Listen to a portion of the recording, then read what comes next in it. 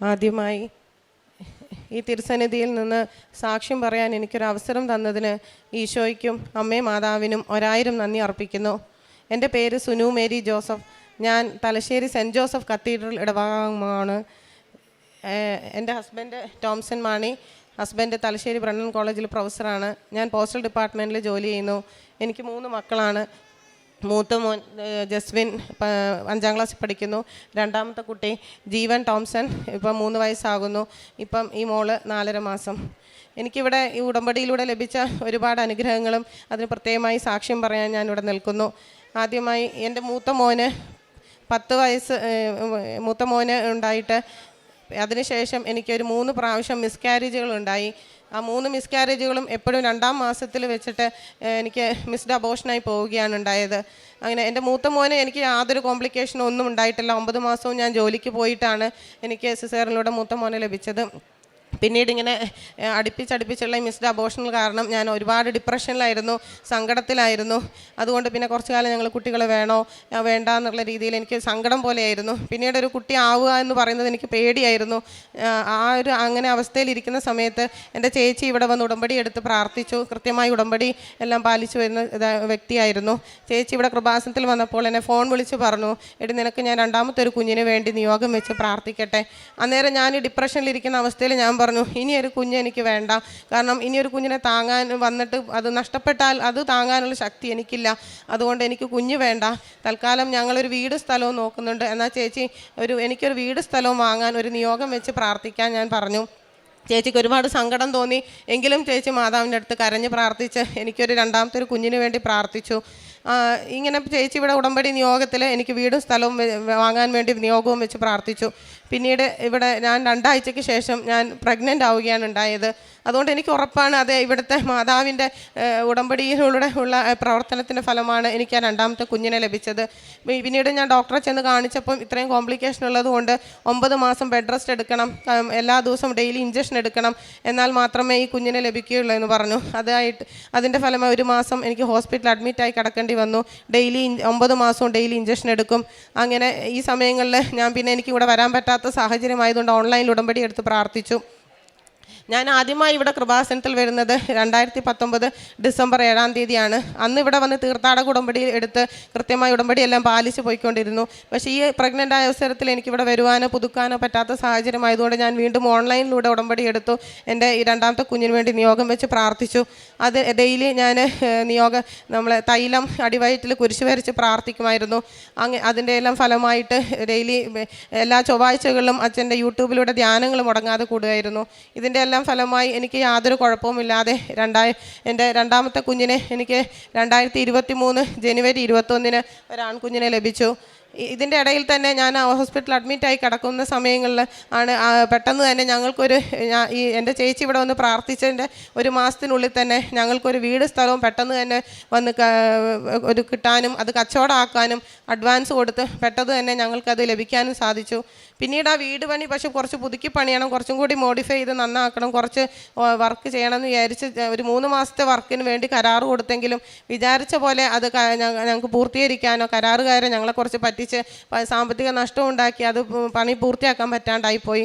ആ സമയങ്ങളിൽ ഈ കുഞ്ഞ് ജനിച്ച് എൻ്റെ 2ാമത്തെ കുഞ്ഞിന് 8 മാസമുള്ളപ്പോൾ ഞാൻ ഈ കുഞ്ഞിനെയുമായിട്ട് ഇവിടെ വന്നിരുന്നു കൃപാസനത്തിൽ മാതാവിന് നന്ദി പറയാൻ. അന്ന് വീണ്ടും ഞാൻ ഉടമ്പടി പുതുക്കിയ സമയത്ത് ഒരു ആദ്യത്തെ നിയോഗം എൻ്റെ ആ വീട് പണി പൂർത്തിയാക്കണം. കുറച്ച് വർക്കേ ഉള്ളൂ, പക്ഷെ അത് മാസങ്ങളോളം നീണ്ടുപോകുന്നു, സാമ്പത്തിക നഷ്ടവും വന്നു. പക്ഷേ ഇവിടെ നിയോഗം വെച്ച് പ്രാർത്ഥിച്ചതിൻ്റെ ഫലമായിട്ട് പെട്ടെന്ന് തന്നെ ഞങ്ങളുടെ എല്ലാ വീടിൻ്റെ അഡീഷണൽ 2 മുറി, ബാത്റൂം അങ്ങനെയുള്ള ചെറിയ വർക്കുകളാണെങ്കിൽ പോലും അതെല്ലാം പെട്ടെന്ന് തന്നെ പൂർത്തിയാക്കാനും അതിൻ്റെ എല്ലാ തടസ്സങ്ങളും മാറി ഒക്ടോബർ 28 2023 ഞങ്ങളുടെ പുതിയ ഭവനത്തിൽ ഞങ്ങൾക്ക് പാല് കാച്ചി അവിടെ താമസമാക്കാൻ സാധിച്ചു.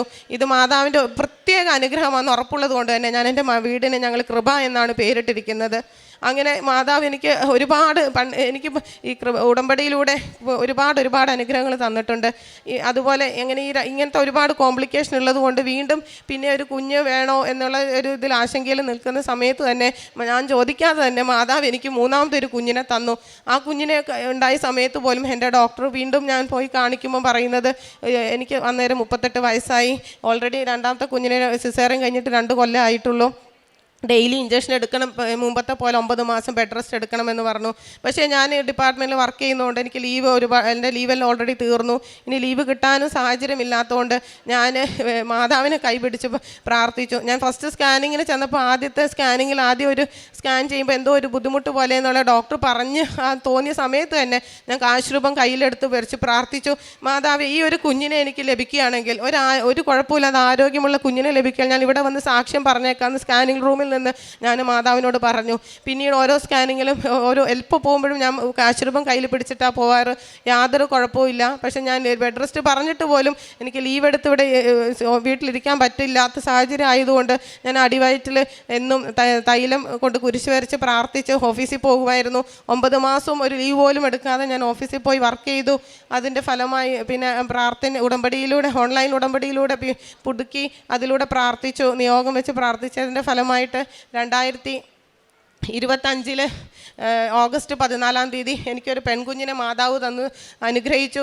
ഇത് പ്രത്യേകമായി ഈ കുഞ്ഞ് എനിക്കറിയാം, ഇത് മാതാവ് എനിക്ക് പ്രത്യേകം തന്നൊരു അനുഗ്രഹം തന്നെയാണെന്നറിയാം. അതുകൊണ്ട് തന്നെ മാതാവിൻ്റെ പേര് ഇവളുടെ പേര് ഞാൻ കൃപ മരിയ ടോംസൺ എന്നാണ് പേരിട്ടിരിക്കുന്നത്. അങ്ങനെ മാതാവ് ഞങ്ങളുടെ ജീവിതത്തിലൂടെ ഞങ്ങളുടെ കുഞ്ഞുങ്ങളിലൂടെ പ്രത്യേകമായിട്ട് ഞങ്ങൾക്ക് വീട് എങ്ങനെയായി ഒരുപാട് അനുഗ്രഹങ്ങൾ തന്നു. പിന്നെ ഈ ഓൺലൈൻ ഉടമ്പടി ചൊവ്വാഴ്ചയുള്ള ധ്യാനം ഓൺലൈനിലൂടെ ഞാൻ പറ്റുന്ന ലീവുള്ള ദിവസം വീട്ടിലിരിക്കുമ്പോഴെല്ലാം മുടങ്ങാതെ പറ്റുന്ന ദിവസം ധ്യാനം ഫുള്ള് കൂടും. പിന്നെ എല്ലാ ദിവസവും എന്ത് നമുക്ക് ചെറിയ ചെറിയ ആവശ്യങ്ങളുണ്ടെങ്കിലും അത് ഓൺലൈനിൽ നടക്കുന്ന ആ സമയത്ത് തന്നെ ഞാൻ അതിൽ നിയോഗം സമർപ്പിച്ച് പ്രാർത്ഥിക്കും.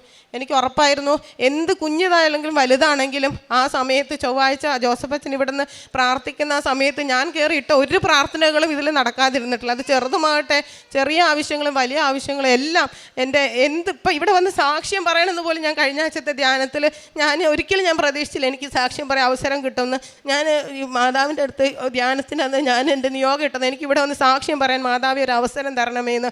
അതുപോലെ ഒരാഴ്ചക്കുള്ളിൽ മാതാവ് എനിക്ക് ഒരുക്കി തന്നു. അങ്ങനെ ചെറുതും വലുതുമായ ഒരുപാട് അനുഗ്രഹങ്ങൾ എനിക്ക് നിയോഗങ്ങളിലൂടെ ലഭിച്ചു. അതിന് മാതാവിനും തിരുക്കുമാരനും 1000 നന്ദി പറയുന്നു.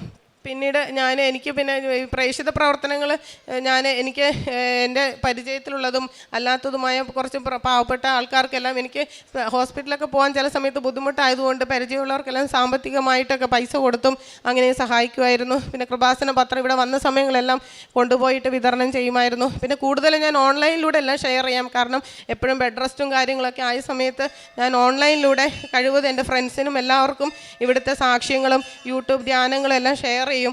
അങ്ങനെ ഞാൻ എല്ലാം പിന്നെ എല്ലാവർക്കും എൻ്റെ കയ്യിലുള്ള കാശ് രൂപങ്ങളെല്ലാം മറ്റുള്ളവർക്ക് കൊടുത്തു. എൻ്റെ അനുഭവങ്ങൾ പങ്കുവെച്ചും ഞാൻ കൃപാസനത്തെക്കുറിച്ചും മാതാവിനെക്കുറിച്ചും ഒരുപാട് പേർക്ക് പറഞ്ഞു കൊടുത്തിട്ടുണ്ട്. മാതാവിനും തിരുക്കുമാരനും 1000 നന്ദി. സങ്കീർത്തനം 92 3-4 തിരുവചനങ്ങൾ. അവരെ കർത്താവിൻ്റെ ഭവനത്തിൽ നട്ടിരിക്കുന്നു. അവർ നമ്മുടെ ദൈവത്തിൻ്റെ അങ്കണങ്ങളിൽ തഴച്ചു വളരുന്നു. വാർദ്ധക്യത്തിലും അവർ ഫലം പുറപ്പെടുവിക്കും.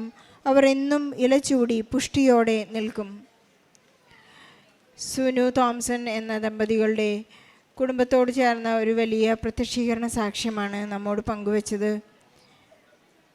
സമയച്ചുരുക്കത്തിൻ്റെ അമ്മ ഇവരുടെ ജീവിതത്തിൽ ഇടപെട്ട് അവർക്ക് അസാധ്യങ്ങളായ 2 വലിയ അത്ഭുതങ്ങൾ അവരുടെ ജീവിതത്തിൽ നടന്നതിൻ്റെ സാക്ഷ്യമാണിത്. നമ്മുടെ ഉടമ്പടിയെടുത്ത് പ്രാർത്ഥിക്കുമ്പോൾ സുനു ഇവിടെ വന്ന് അവരുടെ സുനുവിൻ്റെ ചേച്ചിയാണ് ഒരു വലിയ സങ്കട സമയത്ത് അവർക്ക് വേണ്ടി പ്രാർത്ഥിച്ചുകൊണ്ടിരുന്നത്. അപ്പോൾ അവർക്കുണ്ടായ ഒരു വളരെ ചുരുക്കത്തിൽ തന്നെ ആ ചുരുക്ക സമയം കൊണ്ട് 2 ആഴ്ചയ്ക്കുള്ളിൽ സുനു കൺസീവ് ആവുകയും രണ്ടാമത്തെ കുഞ്ഞിനെ വളരെ പെട്ടെന്ന് തന്നെ ഇവിടെ നിന്ന് ലഭിച്ച നേർച്ച വസ്തുക്കളും തൈലവും പൂശി പ്രാർത്ഥിച്ച് യാതൊരു പ്രശ്നങ്ങളും കൂടാതെ ഈ കുഞ്ഞിന് ജന്മം നൽകുവാൻ സാധിച്ചുവെന്ന് സുനു ഇവിടെ കുടുംബത്തോടൊപ്പം നന്ദി പറയുകയാണ്.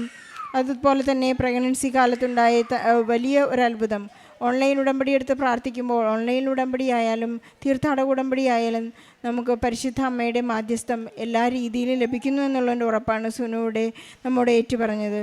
അവർക്കൊരു വീടും സ്ഥലവും കുടുംബത്തോടുകൂടി സ്നേഹത്തോടെ ഐശ്വര്യത്തോടെ ജീവിക്കുവാൻ അവർക്ക് പരിശുദ്ധ അമ്മയിടയാക്കിയതിനെക്കുറിച്ചും അവർ നന്ദി പറയുകയാണ്.